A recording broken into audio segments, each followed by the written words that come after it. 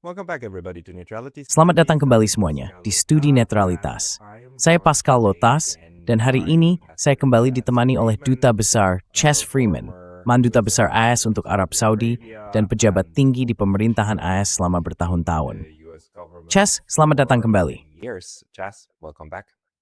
Terima kasih, Mel. Shrems Radio. Chess, we are speaking today, March 27. Chess, hari ini kita berbicara pada tanggal 27 Maret. Kita sudah hampir genap sebulan berperang dengan Iran, atau lebih tepatnya, serangan AS Israel terhadap Iran. Serangan itu dimulai pada 28 Februari, sebuah serangan mendadak yang licik saat negosiasi di Jenewa masih berlangsung. Bisakah Anda memberi kami pembaruan dan penilaian Anda tentang situasi kita setelah 4 minggu? Well, I think it's pretty clear that Iran has... Ya, saya rasa cukup jelas bahwa Iran memiliki apa yang disebut dominasi eskalasi. Iran telah mengadopsi kebijakan yang saya samakan dengan strategi rope-a-dope milik Ali. Artinya, berdiri di sana, menerima semua serangan dari pihak lawan, dan membiarkannya kelelahan sendiri. Saya pikir perang ini kini telah melalui serangkaian fase. Iran telah menunggu sampai Amerika Serikat dan Israel menguras kemampuan pertahanan diri mereka terhadap serangan rudal. Iran menyimpan rudal-rudalnya yang lebih canggih untuk saat yang tepat itu. Dan, menurut saya, tingkat keganasan serangan Amerika merupakan demonstrasi besar atas kemampuan Amerika Serikat untuk memproyeksikan kekuatan ke seberang dunia dengan intensitas yang luar biasa. With enormous ferocity. In the first 5 days of this war... Tapi, seperti yang Anda tahu, dalam 5 hari pertama perang ini, yang seperti Anda sebutkan, kini sudah hampir sebulan, 800 rudal Patriot telah ditembakkan. Tingkat produksi tahunannya adalah 750. Jadi dalam 5 hari, seluruh persediaan senjata untuk 1 tahun habis digunakan. Dan sekarang kita sampai pada titik di mana sudah cukup jelas bahwa baik Israel maupun Amerika Serikat tidak memiliki kapasitas untuk bertahan secara efektif terhadap rudal Iran. Jadi Israel sedang mengalami pukulan yang cukup berat. Kita tidak tahu seberapa parah keadaannya karena sensor militer Israel sangat efektif dan media arus utama menghormati sensor tersebut. TikTok, yang dulunya menjadi sumber informasi langsung, pada dasarnya dibeli oleh lobi Zionis di Amerika Serikat dan tidak lagi memberikan wawasan seperti sebelumnya dalam hal ini.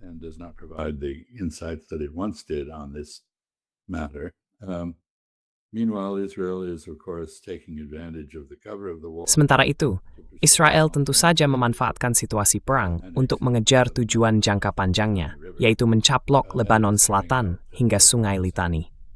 Israel juga melaksanakan program dan kegiatan pembersihan etnis di tepi barat dengan tingkat intensitas yang baru. Jadi, saya akan menyimpulkan semuanya dengan mengatakan bahwa Iran telah mengalami kerusakan fisik yang sangat besar, tetapi rencana strategisnya, strategi keseluruhannya, tetap utuh. Kemampuannya untuk melaksanakan strategi tersebut tampaknya masih terjaga, dan Iran tetap bertahan pada posisinya. Amerika Serikat, di bawah Donald Trump, tampak semakin putus asa untuk keluar dari perang ini.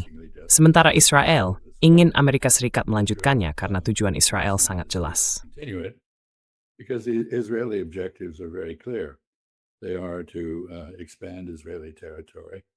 Mereka bertujuan untuk memperluas wilayah Israel, untuk mengejar proyek Israel Raya, yang berarti sebuah Israel yang membentang dari Efrat hingga Nil, dan dalam proses ini mencaplok wilayah yang berdekatan dengan negara Israel saat ini, di Lebanon, Suriah, dan seterusnya. Pada dasarnya, Israel berusaha melenyapkan negara Iran. Tujuan Amerika Serikat dimulai dengan perubahan rezim yang belum terjadi. Faktanya, tujuan Amerika Serikat dalam hal ini sangat membingungkan dan tidak konsisten. Namun, tujuan-tujuan itu mencakup berbagai hal khusus. Misalnya, mencegah Iran mengembangkan senjata nuklir. Nyata dari serangan-serangan tersebut justru memastikan bahwa Iran kini akan membangun senjata nuklir.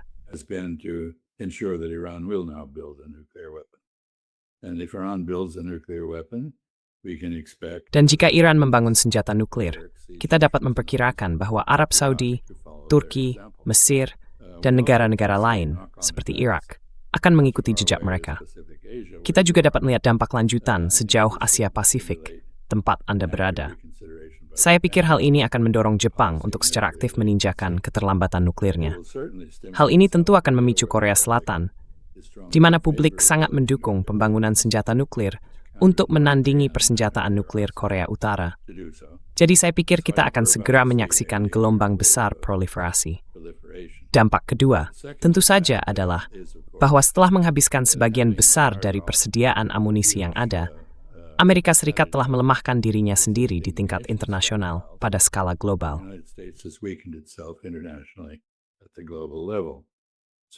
Jadi, through committing definitura, knowing, ever since May throws off, it's a case of theme to form. Effectively, we have actually begun to strip weaponry out of Kita sebenarnya sudah mulai menarik persenjataan dari Asia Pasifik, memindahkan baterai Taat dari Korea Selatan, menarik baterai Patriot, dan mengambil apapun yang bisa dimanfaatkan. Dan sekarang, tentu saja, dampak lanjutan lainnya adalah senjata yang semula ditujukan untuk Ukraina, sedang dipertimbangkan untuk dialihkan ke perang ini. Jadi, ini merupakan bencana dalam hal situasi keseluruhan Amerika, postur militernya di tingkat global. Hal ini juga menimbulkan kerusakan besar terhadap reputasi Amerika Serikat karena banyak faktor, termasuk ketundukannya yang jelas terhadap arahan Israel. Sangat aneh bahwa Amerika Serikat kini memiliki kebijakan yang pada dasarnya diserahkan kepada Israel. Penerapan kekuatan yang luar biasa besar itu tidak berhasil mencapai tujuannya untuk mematahkan tekad Iran. Iran tetap menantang, dan menurut saya, pemerintahan saat ini cukup putus asa di dalam negeri. I think quite desperate domestically. It sees the consequences in terms of fuel prices. Dampaknya terlihat pada harga bahan bakar di SPBU. Terlihat juga pada inflasi. Kita mulai menyadari bahwa Teluk Persia bukan hanya sumber utama minyak dan gas, tetapi juga pusat produksi berbagai bahan pertanian dan industri. Misalnya, sekitar 60% plastik, sekitar setengah pasokan pupuk dunia, belerang, helium, hal-hal yang sangat penting bagi industri dan pertanian modern. Dan ini adalah musim tanam di belahan bumi utara. Dan tidak akan ada cukup pupuk untuk mempertahankan hasil panen pada tingkat yang biasanya diharapkan. Jadi, dampak jangka panjangnya cukup besar. Tetapi bahkan dalam jangka pendek, kita sudah melihat konsekuensi dari transformasi Selat Hormuz oleh Iran dari jalur bebas menjadi jalan berbayar. Pada dasarnya, jika Anda membuat kesepakatan dengan Iran, seperti yang dilakukan Tiongkok, dan juga India, Jepang, Turki, serta termasuk Rusia, Ovoy Bank. Have done, Russia. If you do a deal with Iran, when you go through, as you Jika Anda membuat kesepakatan dengan Iran, ketika Anda melaluinya, pada dasarnya Anda sedang melewati gerbang tol. Anda mengambil tiket, menyerahkan sejumlah uang tunai saat melewati selat. Dan yang menarik, pembayarannya sekarang menggunakan yuan Tiongkok, bukan dolar. Itu merupakan sinyal dari masalah lain. Dampaknya terhadap pasar mata uang global dan mata uang cadangan, khususnya dalam prosedur penyelesaian perdagangan yang kini bergerak menjauh dari dolar dengan kecepatan yang cukup tinggi. Jadi banyak hal sedang terjadi, tapi saya belum selesai. Ini adalah Jumat pagi bagi Anda di Tokyo, Kamis malam di sini, di New Hampshire. Dan Donald Trump pada dasarnya telah membatalkan agendanya untuk besok. Ia juga mengatakan bahwa ia menunda tenggat waktu untuk menyerang fasilitas produksi dan transportasi energi Iran. energy production and transport facilities. Has all of the odor. Semua ini menunjukkan tanda-tanda penggunaan tipu daya seperti sebelumnya untuk melancarkan serangan mendadak. Kita tahu bahwa marinir akan berada di posisinya malam ini atau besok pagi di Laut Arab. Divisi Lintas Udara ke-82 telah bergerak. Pasukan khusus sudah berada di tempatnya. Dan saya pikir, kita mungkin bisa mengantisipasi semacam serangan terhadap Iran besok. Ya, waktu Anda hari ini. Tapi saya akan mengatakan Sabtu, akhir pekan ini, di Asia Pasifik. Mungkin Jumat, mungkin Sabtu, di sini, di Amerika Serikat. Jadi, situasinya sedang menuju titik berbahaya. Dan tampaknya pihak Iran sudah cukup siap menghadapi serangan infanteri. Mereka mengatakan, inilah yang mereka tunggu-tunggu. Ayo datang, mendekatlah, kata laba-laba kepada lalat. Jadi kita tidak tahu apa yang akan terjadi. Tapi jelas ini semacam titik balik. Hey, very brief intermission because I was recently banned. Hey, jeda singkat karena saya baru saja diblokir dari YouTube. Dan meskipun saya sudah kembali, hal ini bisa terjadi lagi kapan saja. Jadi, mohon pertimbangkan untuk berlangganan tidak hanya di sini, tetapi juga di daftar surel saya di Substack, yaitu pascalotas.substack.com. Tautannya akan ada di deskripsi di bawah. Sekarang, kembali ke video. Kemarin saya berbicara dengan Mohammed Marandi, dan dia mengatakan hal ini kepada saya. Lihat, mereka mungkin just peramahaj. Sesing the puro isn't a thing. Hindi naman has ita. Kemarin litsi ramitiring. Mengapa es mempapaki was vesalad chef? Why would the US contemplate something like this? I mean, do you think the Maksud saya, apakah menurutmu alasan sebagian orang ini adalah bahwa dalam skenario terbaik, kita benar-benar merebut dan mempertahankan tempat itu? Dalam skenario terburuk, kita akan mengalami pembantaian massal dan banyak kantong jenazah yang kembali. Lalu kita semua akan mengalami momen bersatu di bawah bendera, di mana orang-orang di rumah berkata, "Oh tidak, orang Iran membunuh tentara kita yang tak bersalah." Apakah menurutmu hal seperti itu yang menjadi motivasinya? Itu nampak mabar. Jelas, orang Iran bisa zabusku bertemani semang. The Iranians can just shell these people if they come. Well, we never know. You never know what will happen. Ya, kita tidak pernah tahu. Kita tidak pernah tahu apa yang akan terjadi dalam perang atau pertempuran. Kemungkinannya berkisar dari pengulangan Gallipoli hingga sesuatu yang lebih berhasil bagi Amerika Serikat. Itu sangat bergantung pada apa targetnya. Misalnya, sejak awal saya berpikir bahwa target yang paling logis bagi marinir adalah Abu Musa dan Lesser Tumbs, yang merupakan pulau-pulau yang dipersengketakan antara Iran dan UEA. Pueblo itu dihitung oleh Shah pada awal Maludzuz before Jumtatio Iran kendali Inggris. Ketika Inggris melepas menu Keistro ride yang kemudian sekali di Uni Emirat Arab. No kemachan at a time Emirat. That taking them would gratify the Emirates. It would provide a foothold in the... Itu akan memberikan pijakan di Selat Hormuz bagi tantangan Amerika terhadap kendali Iran atas selat tersebut.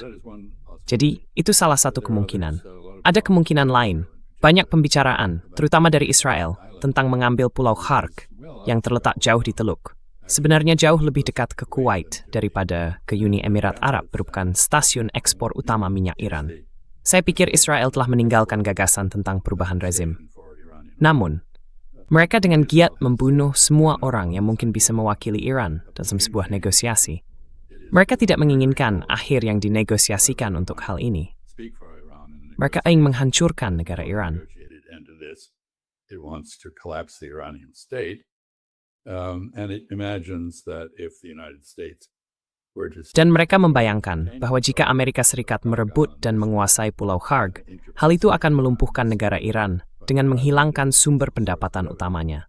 Jadi, menurut saya, itulah alasan Israel dalam mengusulkan target tersebut. Ada juga target lain yang telah disebutkan. Pulau Keshm, yang terletak di lepas pantai Bandar Abbas, pelabuhan utama di Teluk dan Selat Hormuz, serta Chabahar, yang berada di luar selat dan merupakan kota pelabuhan utama. Ironisnya, bagian dari koridor utara-selatan yang diusulkan pemerintahan Biden untuk melewati koridor timur-barat, jalur sutra Tiongkok.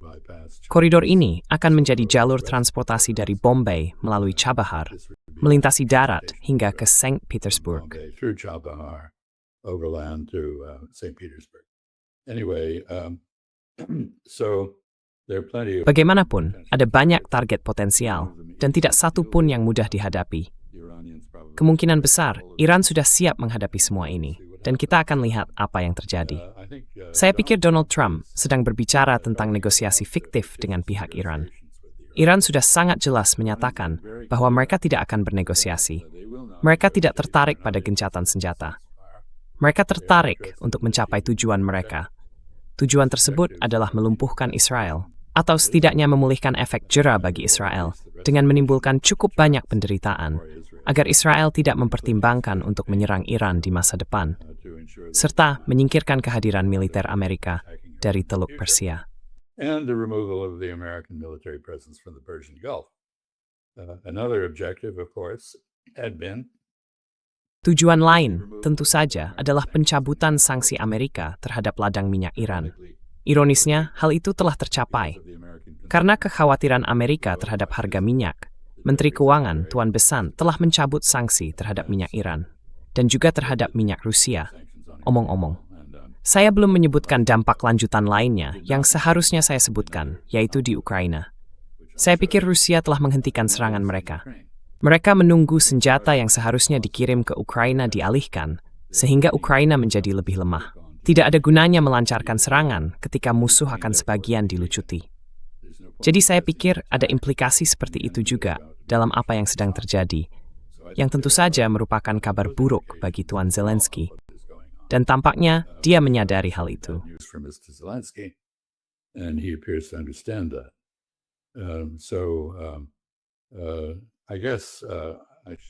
Jadi saya rasa saya harus menutup dengan menyebutkan satu hal lagi, yaitu bahwa sangat jelas bahwa Tuan Witkoff, Stephen Witkoff, dan Jared Kushner tidak lagi dianggap sebagai pihak yang layak diajak berunding oleh Iran maupun Rusia.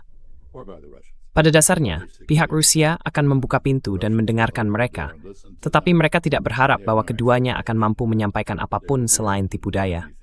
Hal yang sama berlaku bagi pihak Iran, hanya saja mereka bahkan tidak mau mendengarkan. Yang tampaknya terjadi adalah Witkoff mengirim pesan kepada Arakci, sementara Arakci tidak membalas, kecuali untuk mengatakan, tidak ada negosiasi. Baru-baru ini, sebuah proposal berisi 15 poin telah disampaikan melalui Pakistan kepada pihak Iran. Proposal itu sangat tidak masuk akal. Isinya bahkan menuntut agar Iran menerima semua hal yang selama ini secara konsisten mereka tolak.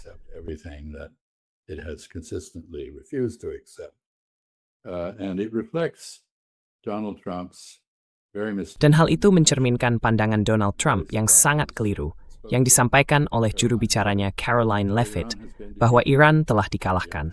Namun kenyataannya justru sebaliknya. Iran memang telah terpukul hebat, tetapi tekadnya belum hancur. Iran belum dikalahkan. Dan seperti yang kita semua tahu, perang tidak akan berakhir sampai salah satu pihak mengakui kekalahan. Iran tidak mengakui kekalahan.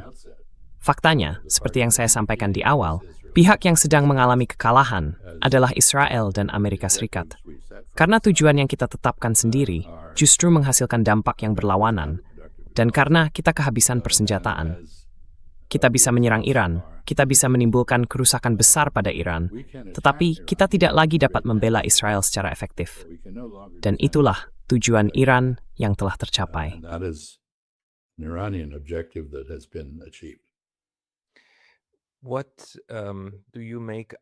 Bagaimana pendapatmu tentang pernyataan Donald Trump bahwa Iran harus membuka Selat Hormuz? Maksud saya, ini terdengar lagi seperti pernyataan Iran tidak boleh membangun senjata nuklir, yang pada saat itu selalu dikatakan oleh Iran, kami tidak sedang membangun senjata nuklir, kami tidak memilikinya, kami tidak menginginkannya, kami bahkan memiliki fatwa yang melarangnya. Jadi kita sepakat dalam hal itu. Namun Amerika Serikat terus membicarakannya, terus berbicara tanpa henti. Dan sekarang dikatakan bahwa Iran harus membuka selat tersebut. Tapi kita tahu kapal-kapal bisa melewati selat itu. Jika kamu adalah teman Iran, kamu bisa lewat dengan membayar biaya, tentu saja.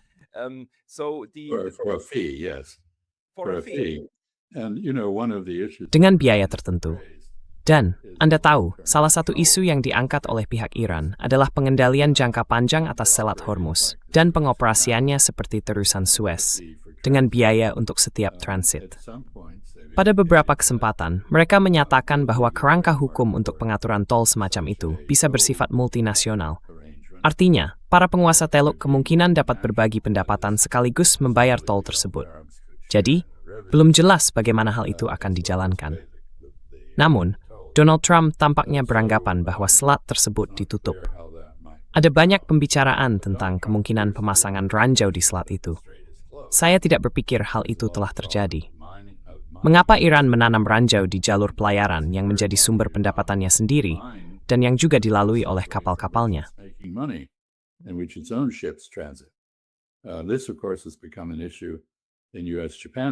Hal ini tentu saja telah menjadi isu dalam hubungan Amerika Serikat-Jepang karena Jepang memiliki satu-satunya pasukan penyapu ranjau yang benar-benar efektif di antara sekutu Amerika. Seperti yang diinginkan Amerika Serikat setelah Perang Teluk 1990-1991, untuk membebaskan Kuwait. Begitu pertempuran usai, Jepang memang mengirim kapal penyapu ranjau untuk membersihkan ranjau di Teluk Persia yang telah dipasang oleh Saddam Hussein. Namun, seperti yang kita tahu, Jepang saat ini tidak berminat melakukan hal itu lagi.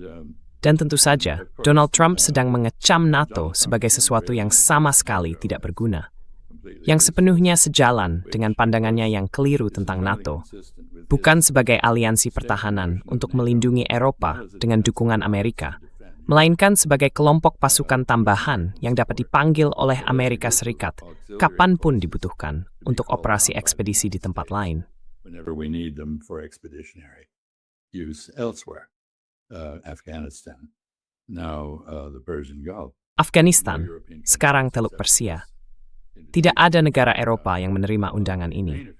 Faktanya, salah satu dampak utama dari permintaan ini dan tindakan gila lainnya dari Donald Trump adalah beberapa orang Eropa mulai berkata, kita harus keluar dari NATO, kita harus mengusir pangkalan-pangkalan Amerika. Suara yang paling jelas datang dari Spanyol, yang memang telah melarang penggunaan pangkalan di wilayahnya untuk mendukung proyeksi kekuatan Amerika terhadap Iran, dan di mana telah terjadi demonstrasi besar yang menyirokal pada serta penutupan pangkalan mereka. Exit from NATO and the closure of the American bases. Elsewhere in Europe, the French and the British have... Di tempat lain di Eropa, maksud saya, Prancis dan Inggris telah menyesuaikan diri dengan tuntutan Amerika. Prancis tampaknya sedang bernegosiasi di balik layar dengan Iran mengenai izin melintas bebas melalui selat. Begitu pula dengan Italia. Italia berada dalam posisi yang lebih baik untuk mencapai hal itu, mengingat sikap mereka yang relatif moderat terhadap perang ini. Prancis, menurut saya, memiliki sedikit peluang mendapatkan izin dari Iran bagi kapal-kapal mereka untuk melewati selat tersebut. Bagaimanapun, banyak hal sedang terjadi, dan semuanya tidak bergerak ke arah yang seharusnya menyenangkan, baik Israel maupun Amerika Serikat.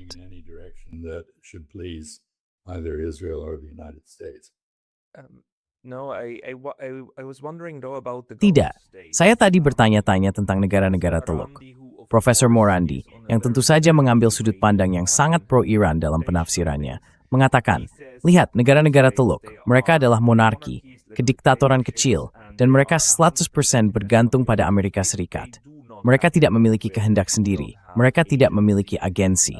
Qatar, Kuwait, UAE, Arab Saudi sedikit berbeda, tetapi tetap berada di bawah kendali politik AS yang sangat kuat. Its strength is separated and reigning. Do you share that assessment, or do you? No, I don't. I don't agree with my friend Mohammed at all about that. Saya sama sekali tidak setuju dengan teman saya Mohammed tentang hal itu. Saya pikir negara-negara ini memang memiliki kedaulatan.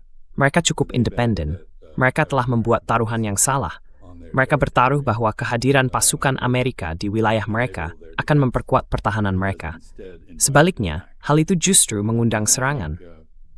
Dan saya pikir, dalam konteks yang kita bicarakan sebelumnya, kemungkinan perebutan pulau-pulau di Selat Hormuz yang diklaim oleh UAE, pihak Iran telah mengatakan bahwa ada negara tetangga yang bersekongkol dengan Amerika Serikat dalam rencana serangan terhadap mereka, dan bahwa mereka akan menghancurkan negara tersebut. Jadi saya pikir pembalasan terhadap UAE, jika serangan itu benar-benar terjadi, akan sangat keras. Negara-negara Teluk menghadapi dilema yang mengerikan. Adakah disebut terhadap yang salah? Ternyata Amerika Serikat bukan hanya tidak mampu mereka di Iran. The United States not only cannot defend them against Iran, and by the way, that's something that's not going to change after this. Ngomong-ngomong, itu adalah sesuatu yang tidak akan berubah setelah perang ini. Itu adalah pelajaran yang akan tetap bertahan.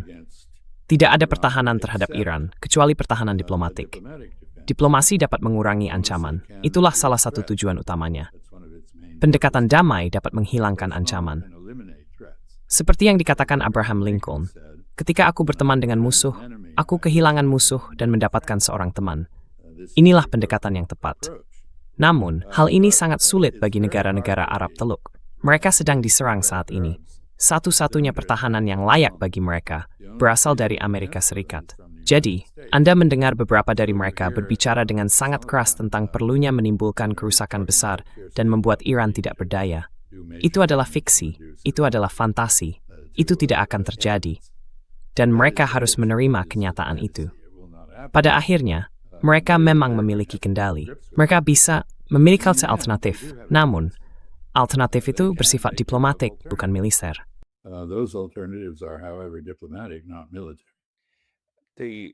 One of the points Mr. Morandi was making was Salah satu poin yang disampaikan oleh Tuan Morandi adalah bahwa perlindungan dari AS tidak hanya terhadap ancaman eksternal, tetapi juga internal, karena pemerintah-pemerintah di Teluk memerintah atas populasi yang cukup tidak puas dengan cara mereka menjalankan pemerintahan. Jadi, ini semacam fungsi ganda yang dimiliki AS. Apa pendapat Anda tentang hal itu? Menurut saya, hal ini seharusnya justru meningkatkan insentif bagi negara-negara Teluk untuk pada suatu saat menyatakan netralitas dan berkata, "Lihat, secara politik, kami tidak lagi berpihak pada AS. Pangkalan-pangkalan ini ada di sini karena sudah ada, tetapi mereka bukan bagian dari wilayah kedaulatan kami. Kami membatalkan hubungan militer kami dengan Amerika Serikat." Apakah Anda pikir pemikiran semacam ini benar-benar sedang terjadi? Dan seberapa realistis menurut Anda hal itu bisa terjadi? and how realistic do you think it might be? Well, I would dispute the notion that the United States Ya, saya akan membantah anggapan bahwa Amerika Serikat adalah pembela tatanan politik internal di masing-masing negara tersebut. for example, Sebagai contoh, pada tahun 1979, ketika kaum ekstremis merebut kendali atas Mekah, sementara Amerika Serikat berada di latar belakang menyediakan intelijen, justru Prancis yang datang membantu Arab Saudi dan mengusir para ekstremis dari Mekah. Dan saya pikir, secara umum, negara-negara ini, seperti yang dikemukakan oleh Mohamed Morandi, pada dasarnya negara polisi. Mereka memiliki kemampuan pengawasan yang sangat luas. Banyak di antara dasar dari teknologi Israel, yang secara ironis disempurnakan dalam penindasan terhadap rakyat Palestina. which ironically was perfected in the suppression of the Palestinians. This is useful for their control. Namun, hal ini berguna bagi kendali mereka. Amerika Serikat terlibat dalam hubungan kerjasama intelijen dengan mereka yang berfokus pada terorisme, baik terhadap para penguasa maupun terhadap Amerika Serikat. Jadi, ada tumpang tindih di sana. Namun, ini bukanlah komitmen militer untuk membela mereka dari rakyatnya sendiri. Masing-masing negara ini, bagaimanapun, sangat berbeda. Misalnya, di UAE dan juga di Qatar, terdapat minoritas kecil penguasa dan penduduk Arab asli, dengan jumlah besar pekerja tamu berbagai tempat, India, Pakistan, Bangladesh, Sri Lanka, Filipina, dan sebagainya. Bangladesh, Sri Lanka, the Philippines, and so forth. Saudi Arabia has been reducing the proportion of foreign. Arab Saudi telah mengurangi proporsi pekerja asing dalam upaya membangun etos kerja dan menciptakan lapangan kerja bagi rakyatnya sendiri. Negara-negara lain belum mencoba hal itu, dan tampaknya cukup senang beroperasi dengan tenaga kerja yang terikat di wilayah mereka. Kuwait, tentu saja, memiliki populasi besar orang tanpa kewarganegaraan, penduduk di Kuwait yang disebut Bedouin. Bahrain, mayoritas berpenduduk Syiah, dan banyak di antara mereka bersimpati kepada Iran. Tetapi, negara itu memiliki keluarga kerajaan Sunni. Oman, seperti yang diketahui, cukup khas. Negara itu memiliki jauh lebih sedikit minyak dan gas, hingga memiliki kritikal etos kerja yang lebih kuat, dan dengan cermat mempertahankan sikap netral Iran dalam konteks politik Teluk. In terms of Gulf politics, so each of these countries is different, and that belies the. Jadi, masing-masing negara ini berbeda, dan hal itu membantah anggapan bahwa mereka berada di bawah kendali Amerika. Tentu saja, mereka memiliki hubungan yang erat dengan Amerika Serikat, terutama dalam bidang militer. Amerika Serikat telah menjadi pemasok utama senjata bagi mereka. Beberapa angkatan bersenjata di antara mereka memiliki hubungan lain. Misalnya, Angkatan Laut Kerajaan Saudi sebagian besar dipasok oleh Prancis. Tiongkok dan Rusia telah mulai menembus pasar sana. Namun, hubungan militer utama tetap berupa penjualan senjata dan pemeliharaan sistem. Namun, sistem-sistem tersebut gagal dalam mempertahankan negara-negara kecil ini dari serangan Iran. Sistem itu tidak efektif dan biayanya sangat mahal. Ineffective. They've been very expensive, but they do not effectively deal with the Iranian threat. Namun, mereka tidak secara efektif menangani ancaman Iran dari drone atau, dalam hal ini, rudal balistik. Sekarang, hal yang paling berbahaya bagi negara-negara ini, dan yang harus mendorong mereka untuk berpikir seperti yang Anda sarankan, tentang bagaimana secara rasional mengurangi kehadiran militer Amerika demi kepentingan mereka sendiri, adalah bahwa beberapa di antaranya sepenuhnya bergantung pada air hasil desalinasi. Air sangat penting bagi kehidupan. Sekitar 70% air di Arab Saudi didesalinasi, sekitar 90% di Kuwait. Saya tidak persentasenya di Qatar, tetap Ashmika time. Di UAE lebih rendah, mungkin 40-50% bergantung pada desalinasi. Iran untuk menghancurkan pabrik-pabrik desalinasi itu dengan sangat mudah. Iranians have the ability to take out those desal plants very easily, and they have an excuse to do so because they charge. Dan mereka punya alasan untuk melakukannya karena mereka mengklaim bahwa Amerika Serikat menghancurkan pabrik desalinasi di Pulau Hatchem yang terletak di lepas pantai Bandar Abbas, di mana sekitar 30 desa kini tidak memiliki pasokan air. Jadi kita telah menciptakan sebuah preseden, dan seluruh perang ini berlangsung sebagai aksi balas-membalas. Eskalasi oleh Israel atau Amerika Serikat dibalas dengan kontra-eskalasi oleh Iran. Jadi ada pengeboman di Natanz, pusat utama pengayaan uranium di Iran. Dan sebagai balasannya, Iran menyerang di dekat reaktor di Dimona, di Israel, menunjukkan bahwa mereka mampu menghantam reaktor tersebut, tetapi memilih untuk tidak melakukannya. Karena tindakan itu akan menjadi langkah drastis yang bisa memicu serangan nuklir dari Israel, dan juga menciptakan awan radiasi yang akan meracuni wilayah selatan Israel dan sebagian Mesir. Southern Israel and part of Egypt. So we're poised. Jadi, kita berada pada saat di mana, jika apa yang saya khawatirkan akan terjadi selama akhir pekan benar-benar terjadi, pembalasan Iran akan sangat keras. Terlepas dari apapun yang terjadi pada pasukan invasi yang dikerahkan Amerika Serikat, dimanapun mereka berhadapan dengan Iran, akan ada serangan rudal terhadap fasilitas di negara-negara Teluk dan di Israel. Penentuan target akan sangat dipengaruhi oleh apapun yang diserang di Iran. Dan saya pikir ketika Donald Trump mengusulkan untuk menghancurkan fasilitas minyak dan gas Iran, pihak Iran mengatakan kepadanya, jika Anda melakukan itu, kami akan menghancurkan fasilitas di negara Teluk dan mungkin juga pabrik desalinasi. In the Gulf states and possibly the desal plants too. I think that even, he basically doesn't give a damn about. Saya pikir, kamu tahu, pada dasarnya dia tidak peduli pada siapapun selain dirinya sendiri. Tapi menurut saya, cukup menyadarkan baginya untuk telah menetapkan sejumlah tenggat waktu dan kemudian menangguhkannya. Omong-omong, saya tidak berpikir tenggat waktu itu punya nilai nyata. Saya rasa itu bagian dari upayanya untuk memanipulasi pasar saham AS dengan berpura-pura seolah ada negosiasi yang sedang berlangsung. Pasar merespons klaim-klaim ini untuk sementara waktu, lalu kenyataan muncul dan efeknya hilang. Tapi dia juga berusaha menunjukkan bahwa dialah yang berkuasa dan memperkuat argumennya bahwa Iran belum dikalahkan, padahal sementerikakan. That Iran has somehow been defeated, which it hasn't been. There is an argument out there that Ada argumen yang beredar bahwa semua pembicaraan tentang Amerika Serikat yang sangat khawatir terhadap harga minyak dan gas alam sebenarnya hanyalah tipu muslihat. Bahwa seluruh situasi di mana kapasitas produksi di Teluk secara menyeluruh dihentikan sebenarnya menguntungkan Amerika Serikat karena hal itu merugikan Tiongkok.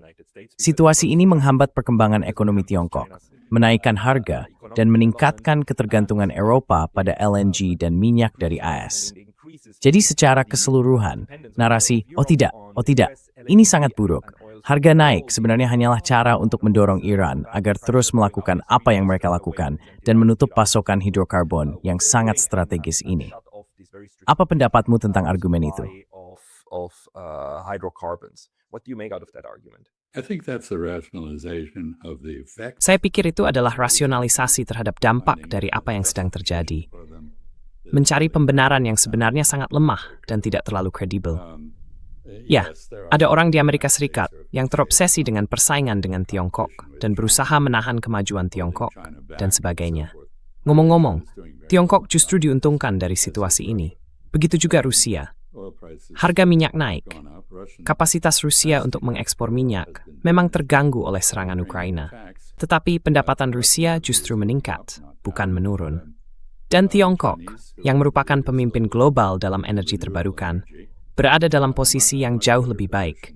Bukan hanya karena sektor energi terbarukan mereka, tetapi juga karena cadangan minyak strategis mereka yang sangat besar.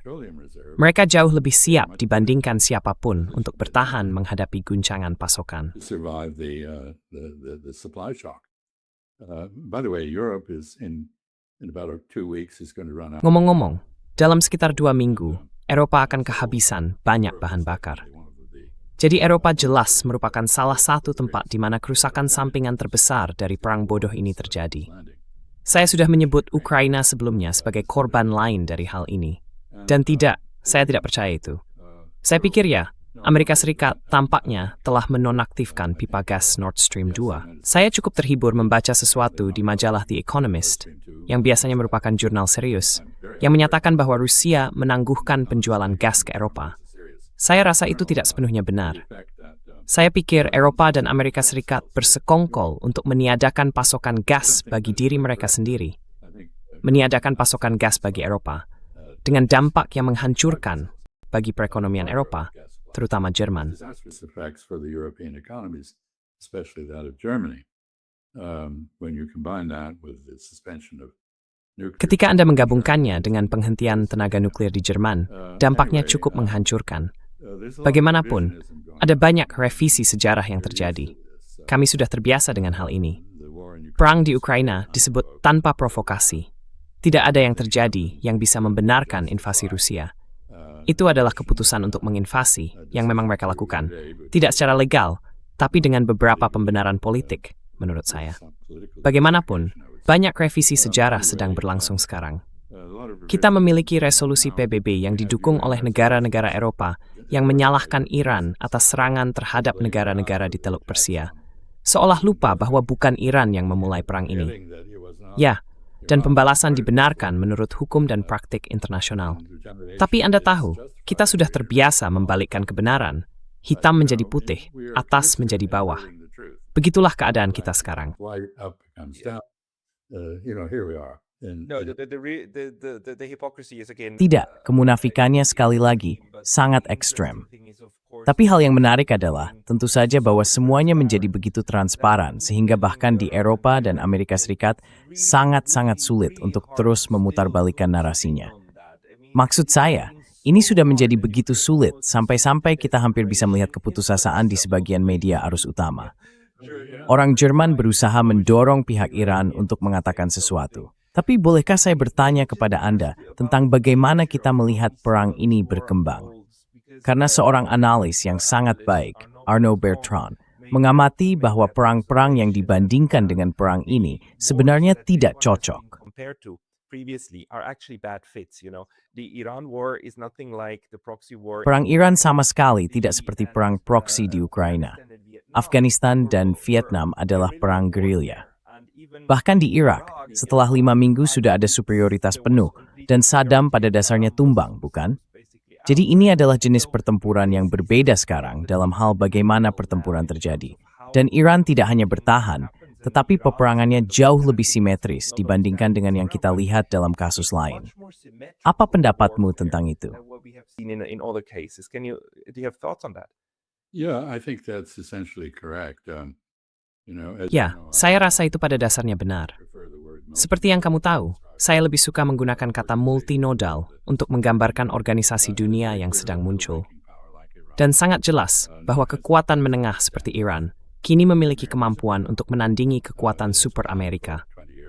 Negara itu telah merencanakan selama 20 tahun bagaimana cara melakukannya. Ia memiliki strategi.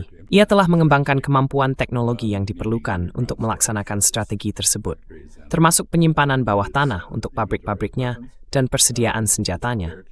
Ia siap menanggung kerusakan. Dalam hal ini, saya pikir ada kemiripan dengan Vietnam Utara, yang juga mengalami pemboman brutal, tetap bertahan, dan akhirnya menang di Vietnam. And stood their ground and eventually won in Vietnam. I agree with. I know that. Saya setuju dengan itu. This is not Saya tahu ini tidak sebanding dengan Afghanistan atau invasi Irak. Ini adalah hal yang sangat berbeda. Dan saya ingin mengatakan di sini bahwa salah satu elemen terpenting yang tidak boleh diabaikan adalah bahwa Israel akhirnya menghadapi pesaing yang berani melawannya. Selama ini, mereka berperang dalam konflik asimetris, di mana mereka memiliki superioritas udara total. Tidak ada pertahanan udara, tidak ada angkatan udara, tidak ada militer dengan persenjataan berat, tidak ada tentara konvensional yang menentangnya. Dan hal itu juga berlaku untuk perang-perang Amerika baru-baru ini di Afghanistan dan Irak. In Afghanistan, Iraq as well, but it is not true in this case. Tapi itu tidak benar dalam kasus ini. Dan kita juga melihat, saya kira gema dari perang drone yang telah dipelopori di Ukraina. Sekarang Eropa memiliki dua angkatan bersenjata yang sangat agresif. Yang satu Rusia dan yang lainnya Ukraina. Dan mereka melampaui semua pihak lain karena pengalaman dan inovasi. Mereka adalah orang-orang yang sangat mirip tentu saja. Berbeda, tapi serupa. Berani, inovatif, dan teguh. Bersaing dengan keserpian besar. Dan mengejar play cekap mereka. And this semras. It's how I mad said it yan, pre-made Ukraine thesrainen. It's brutal. Perhaps, or Russia. But there is another point here, and that is Namun ada satu hal lain di sini, yaitu bahwa sama seperti Rusia yang telah menyimpulkan bahwa tidak ada gunanya bernegosiasi dengan Amerika Serikat untuk mengakhiri perang di Ukraina, bahwa perang itu harus diselesaikan di medan tempur karena Amerika Serikat dianggap munafik, tidak kompeten, atau apapun istilahnya. Iran telah sampai pada kesimpulan yang sama. Iran tidak akan bernegosiasi untuk mengakhiri hal ini. Iran sudah sangat jelas tentang apa tujuan-tujuannya, dan ketika tujuan-tujuan itu telah tercapai secara substansial, barulah Iran akan siap untuk melakukan pembicaraan guna mendamaikan Amerika Serikat dan mungkin juga Israel dengan apa yang telah dicapainya, tetapi tidak sebelum itu. Jadi ini adalah sesuatu yang baru bagi Amerika Serikat. Di sini saya akan sedikit menyimpang. Here I will digress a little bit. The American way of war is basically formed Cara perang Amerika pada dasarnya dibentuk oleh 3 atau 4 pengalaman. Perang saudara kita, di mana penyerahan tanpa syarat diikuti oleh kebangkitan moral dan reformasi musuh menjadi rencana. Perang Dunia Mue, di mana sekali lagi penyerahan tanpa syarat diikuti oleh reformasi musuh menjadi rencana. Perang Dunia II, di mana penyerahan tanpa syarat diikuti oleh reformasi musuh menjadi rencana, dan Perang Dingin, di mana penyerahan tanpa syarat, meskipun tidak diikuti oleh banyak upaya reformasi, menjadi norma. Jadi inilah cara perang Amerika. Ini sangat khas. Orang Eropa dan Asia memahami bahwa perang dilakukan untuk menyesuaikan hubungan antar negara yang tidak dapat disesuaikan secara damai, dan bahwa perang memiliki tujuan yang terbatas pada sasaran tertentu. which are limited to specific objectives. And when those objectives are achieved, the war ends. Dan ketika tujuan-tujuan itu tercapai, perang berakhir dengan negosiasi yang mengakui perubahan yang terjadi di medan perang dan mendamaikan kedua pihak, jika memang ada dua pihak, dengan hasilnya. Ini adalah hal yang lazim dalam sejarah. Perang terjadi, wilayah hilang atau diperoleh. Lalu ada negosiasi yang mengakui perubahan tersebut, bukan penyerahan tanpa syarat, pemusnahan musuh, atau pemaksaan tujuan yang didorong oleh ideologi kepada musuh. Jadi, inilah Amerika Serikat yang berperang melawan Iran.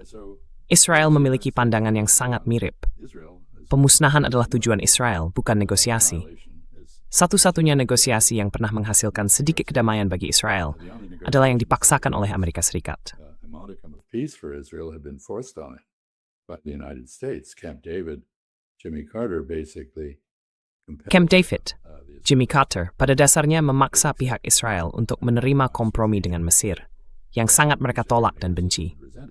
Faktanya, Begin, Perdana Menteri Israel saat itu, pensiun secara permanen karena rasa malu setelah ia dipaksa menerima syarat-syarat yang bertentangan dengan proyek Israel Raya. Jadi, Israel juga memiliki semacam konsep perang total, tanpa negosiasi. Dan hal itu tentu saja sejalan dengan kenyataan bahwa mereka kini membunuh siapapun yang mungkin memiliki kemampuan untuk mewakili Iran dalam sebuah negosiasi. Mereka tidak ingin Amerika Serikat bernegosiasi dengan Iran. Mereka ingin melenyapkan Iran. Mereka tidak bisa melakukannya sendiri. Mereka ingin Amerika Serikat melakukannya untuk mereka. They want to annihilate you. Tapi saya pikir Donald Trump mulai merasa ragu. States to do it for them. But I think Donald Trump is getting cold feet. He is not enthusiastic about that anymore. Dia tidak lagi antusias terhadap hal itu karena tidak berhasil. Karena hal itu akan membuatnya kalah dalam pemilihan paruh waktu. Dan karena basis pendukungnya sendiri, Gerakan MAGA, sedang terpecah akibat hal ini. Kamu tahu, sekarang ada tokoh-tokoh terkemuka dalam gerakan itu yang sangat kritis terhadap pemerintahan Trump.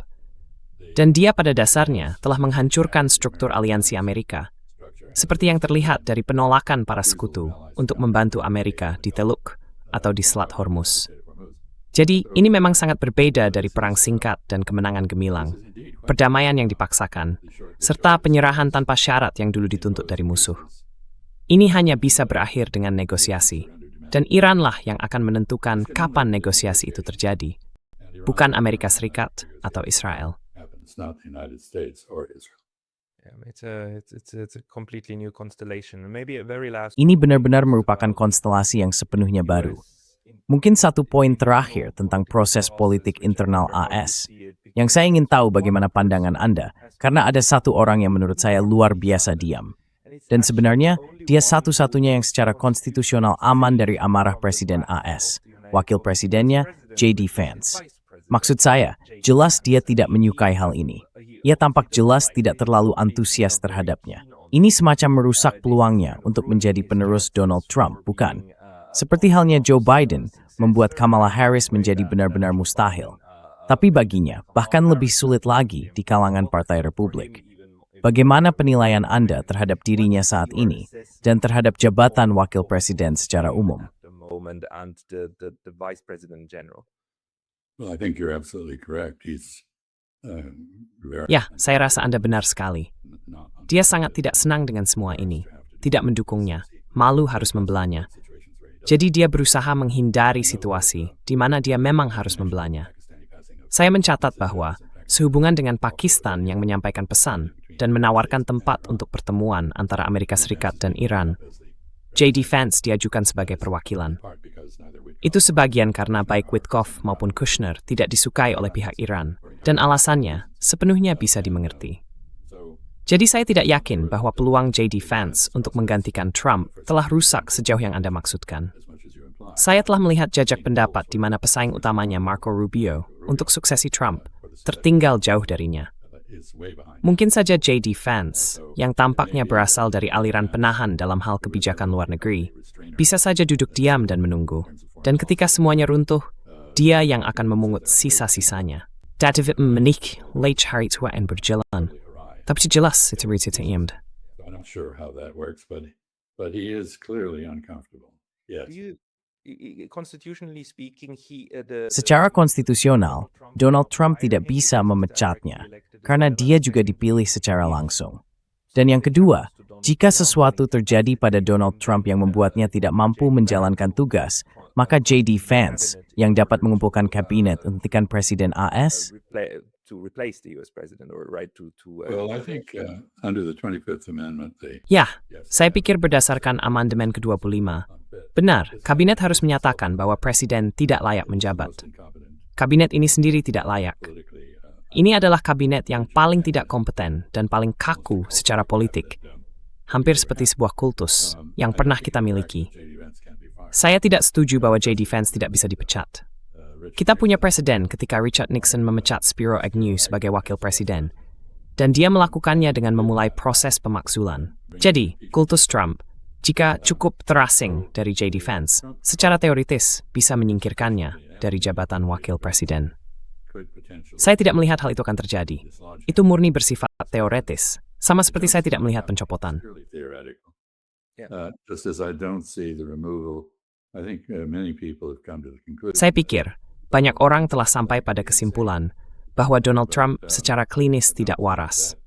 Namun saya tidak berpikir kesimpulan itu akan berujung pada pencopotannya dari jabatan. Maksud saya, kita sedang menyaksikan ketidaksempurnaan prosedur amandemen ke-25 dan administrasi Republik Amerika, pengaturan konstitusional Republik untuk Republik Amerika, yang telah berfungsi dengan sangat baik selama 250 tahun dan kini tidak lagi berfungsi.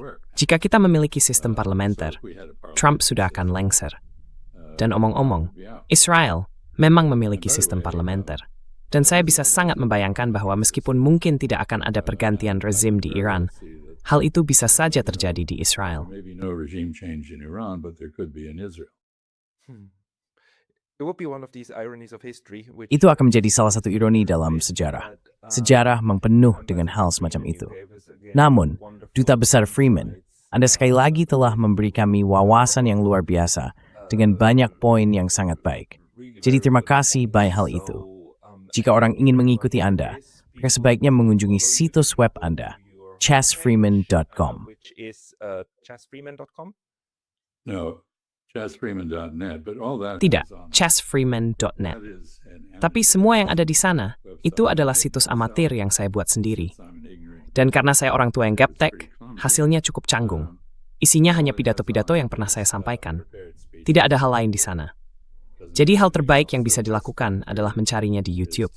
Dan Anda akan menemukan berbagai hal, termasuk, saya rasa, acara Anda.